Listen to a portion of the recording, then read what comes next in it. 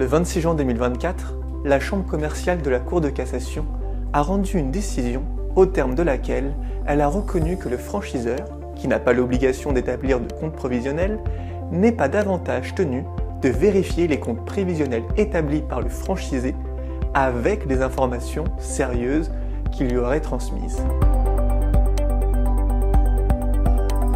Court et rapide rappel des faits. En 2014, une société à la tête d'un réseau de franchises spécialisé dans la location de véhicules automobiles conclut un contrat de franchise en vue de la création d'une nouvelle agence de location. En prévision de la signature de ce contrat, un compte prévisionnel est établi par le franchisé sur la base d'une matrice de données communiquée par le franchiseur. Les résultats se révélant inférieurs au chiffre prévisionnel établi par le franchisé, la société franchisée décide de mettre un terme au contrat, considérant avoir été trompée par le franchiseur. Elle décide d'assigner le franchiseur en annulation du contrat pour dol et réclame le versement de dommages et intérêts. La Cour d'appel rejette l'ensemble des demandes du franchisé qui forme alors un pourvoi en cassation. Pour rappel, l'article LR 330-1 du Code de commerce n'impose pas au franchiseur de transmettre un compte prévisionnel au franchisé. Toutefois, et selon une jurisprudence établie, s'il prend l'initiative d'établir un tel compte et de le transmettre à son franchisé, celui-ci devra être sérieux et sincère.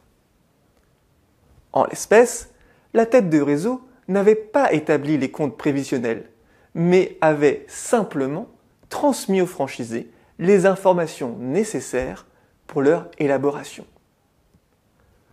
La Chambre commerciale de la Cour de cassation retient que les informations et données communiquées par le franchiseur présentaient un caractère sérieux.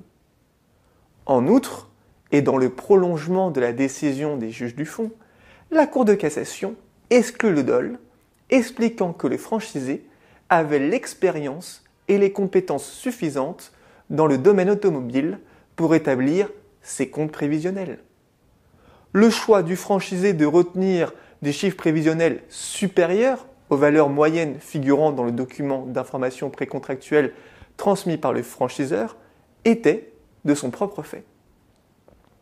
Par conséquent, la Cour de cassation retient qu'il n'y a eu ni erreur provoquée par le franchiseur, ni erreur spontanée d'un franchisé inexpérimenté.